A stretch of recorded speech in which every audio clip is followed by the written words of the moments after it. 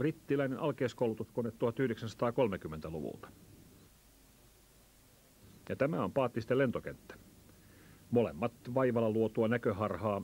Kyröläisen Kalle Rahkasuon rakentama Moth on mittakaavaan pienennetty lentävä malli englantilaista esikuvastaan. Paattisten 100-metrinen kiittotie on Turun kaupungin kädenojennus lennokkiväelle.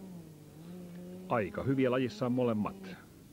Kun Rahkasuo lähetti koneestaan kuvan sen esikuvan omistavalle lääkärille Englantiin, brittitohtori pohti vastauskirjeessään, ettei hän ainakaan muista vieraaleensa koneineen Suomessa. Radiojohdot mallikoneet ovat yksi lennokkien sukupuun haara. Lennokki-ihmisten suuri perhe ei itse yleensä ajaudu vastakkainasetteluihin, mutta ulkopuolisen on helppo nostaa mallikoneet ylitse muiden. On eri asia rakentaa valmiiksi leikatuista aihioista esikuvaton balsa- ja styroksihimmeli, kuin luoda itse valituista raaka-aineista mahdollisimman harhauttava lentävä pienoismalli. Lajin kilpailussa osa pisteistä jaetaan koneen ulkoisesta uskottavuudesta, eikä siinä kaikki. Mallin on myös lennettävä mahdollisimman aidon näköisesti.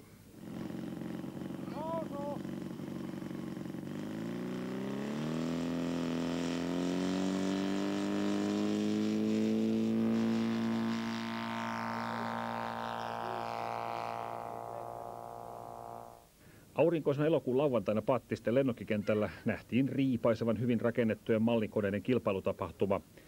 Tosin lajin virallisia kilpailusääntöjä ei noudatettu nyt ryppyotsaisesti. Kentällä oli tullut kylään uusi, leikkimielisempi sovellus, ykköstykki.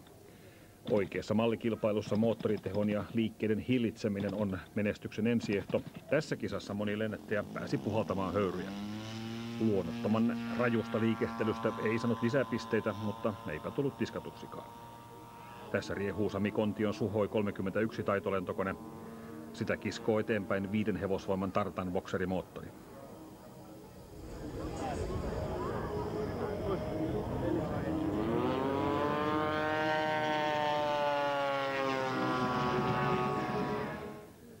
Viidakkorumpu oli tapahtuman ainoa mainoskanava ja hyvin näytti ääni kantaneen. Yleisömenestyksen takana oli varmasti kiertoviestin yksi lause. Ja hei, siellä on sitten oikeita suihkareita. Aivan oikein ykköstykkiin osallistui 2 Suomen 3 suihkumoottorilla varustetusta mallikoneesta. Mäntämoottoripotkurilennokella on Suomessa pöristelty vuosikymmenet, mutta nyt ovat aidot suihkumoottorit tulleet. Janne Huhtanen Turusta lensi Paattisilla Israelin ilmavoimin F-16 ja Ari Kristola Helsingistä Suomen ilmavoimien Hornetilla. Kaverukset ovat kantavina voimina tuoreessa suihkulennokkiyhdistyksessä RC Jet Finlandissa, joka toimii myös ykköstykin järjestäjänä. Kymmenkunta vuotta tässä on mennyt, että on tultu siihen pisteeseen, että turbiinivalmistajia on maailmalla jo yli 10. Kuinka paljon tuollainen mötikkä söi sun lompakkoassa? No se on semmoinen seikka, että niitähän saa tällä hetkellä semmoinen 10 000 markkaa, niin sillä saa jo aika hyvän turbiinin. Kone on iso, sillä täytyy olla melkoisesti massaa ja se on myös nopea. Miten turvallisuus on hoidettu? No turvallisuus on hoidettu sillä tavalla, että joka paikassa on käytetty parasta mahdollista tekniikkaa. Ja sitten itse asiassa, kun tässä on suihkuturbiini, niin sen luotettavuus on huomattavasti parempi kuin polttomoottoreiden. Ja sitä myötä lentoturvallisuus kasvaa. Kannattaako puhua sellaista asiaa kuin esimerkiksi polttoaineen kulutus? Kuinka kauan pysyy tankillisella ilmassa ja kuinka suuri se tankki on? Polttoaineen kulutus on todella suuri. Se on 10-kertainen verrattuna näihin muihin moottoreihin. Tuon moottorin hyötysuhde on alle 5% ja se syö todella paljon polttoainetta. Että polttoaineen kulutus on täydellä kaasulla noin 200 grammaa minuutissa. Se merkitsee tällä koneella lentoaikaa 10 minuuttia. Siellä on 2,5 litraa polttoainetilavuus tuossa koneessa. Tuo haiskahtaa aivan siltä, että vielä on pienoissuihkumoottoreiden tekijöillä kehittämistä. Kyllä, ja se on nimenomaan tämä hyötysuhde ja polttoainetalous, joka on se asia, jossa mennään eteenpäin. Kerro vielä tästä laitepatterista hieman. Mihin kaikkea tätä roijana tarvitaan? No, tässä on tiilikärryihin rakennettu tämmöinen GSU, eli Ground Support Unit. Tässä on paineilmaa, sammutuslaitteisto, akut, nestekaasua ja polttoaine. Ja toi turbiini käynnistetään siten, että se pannaan tuolla paineilmalla pyörimään. Sitten aletaan syöttää sinne kaasua, joka syttyy tuolla turbiinissa. Ja sitten kun toi moottorin kontrolliyksikkö on huomannut, että käyntilämpötila on saavutettu, se alkaa syöttämään polttokammioihin kerosiinia. Ja toteaa, että moottori on käynnissä.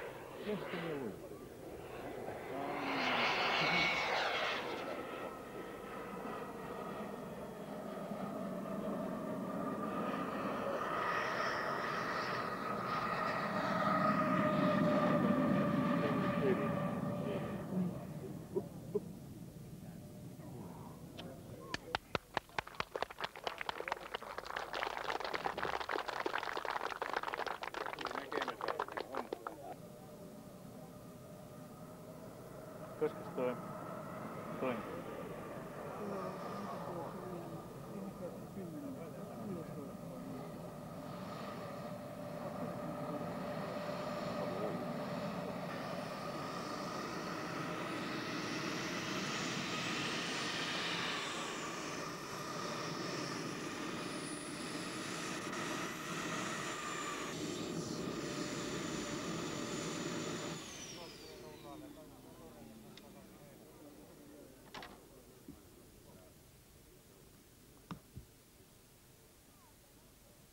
Kristola voitti Paattisten kilpailun, lennättäjäveli Huhtasen kävi vallan onnettomasti.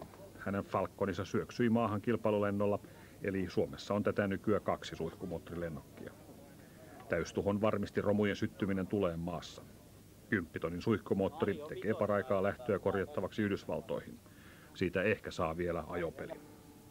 Paattisten lennokkikenttä riitti hyvin isoimpienkin mallilennokkien lennättämiseen. Suihkukoneelle 100-metrinen kiitotie tuskin olisi riittänyt ilman koneiden pyöräjarruja.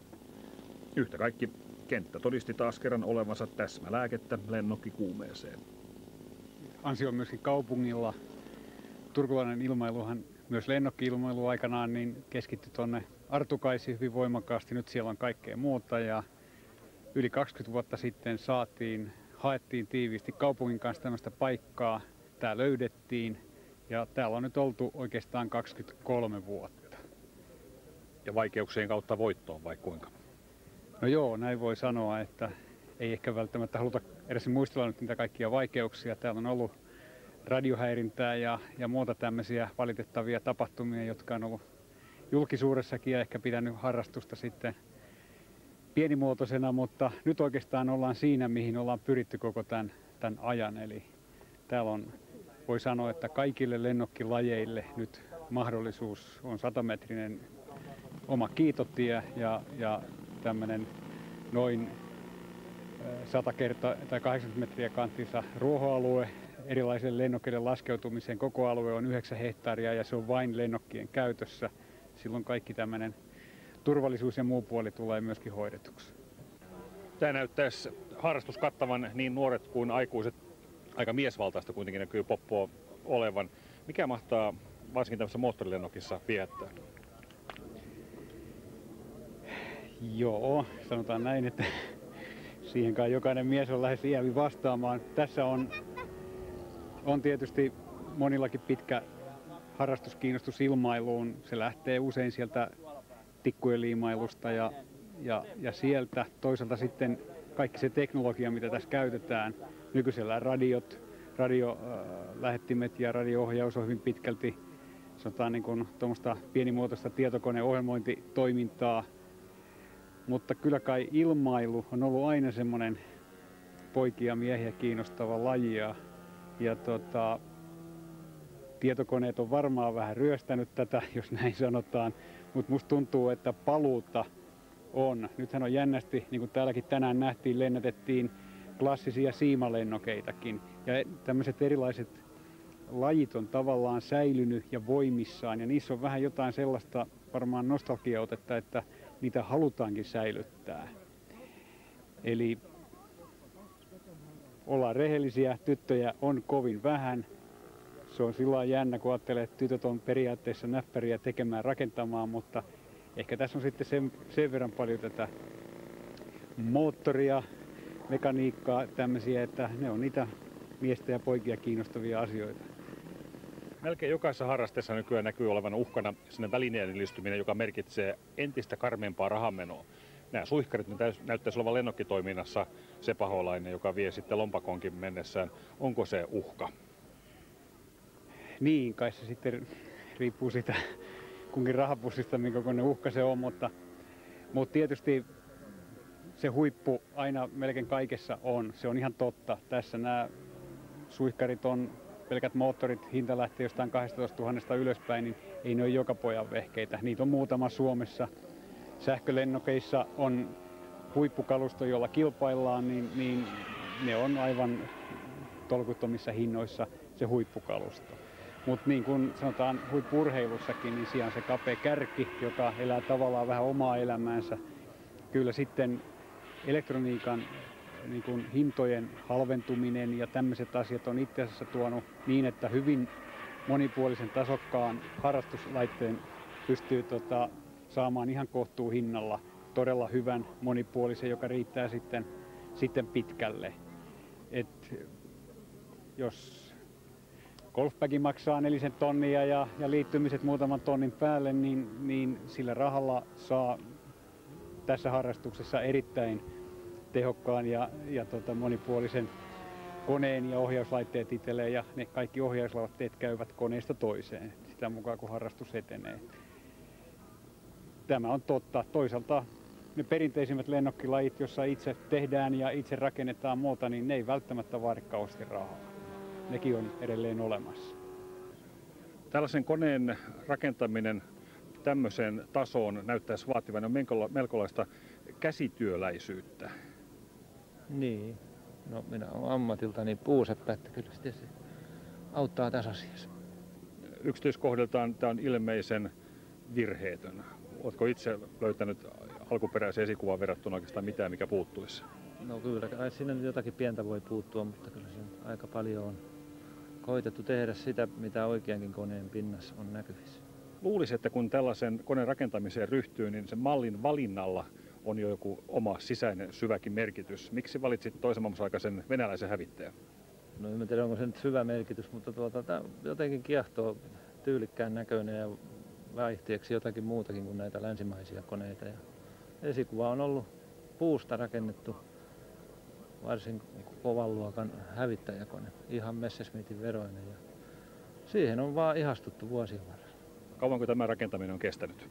No tuntia on vaikea sanoa, mutta 2 talvena tätä on rakennettu.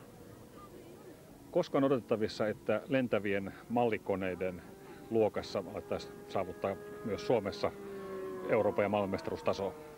Ei se nyt tällä hetkellä ole näkyvissä. Se vaatii erikoislahjakkuuden ja kovan panostuksen, että ei tällä hetkellä ole kyllä suoraan sanottuna näkyvissä se hetki. Mitä se erikoislahjakkuus on? Vaikea sanoa. Pitää osata rakentaa ja lennättää ja olla sellaista vaikeasti määriteltävää silmää kumpaankin asiaan. Se ilmeisesti on just se taiteenlaji, että osaa tehdä oikean näköisen. Niin, kohtuu ajas oikean näköisen ja pystyy sitä lennättämään oikean koneen tavalla sitten.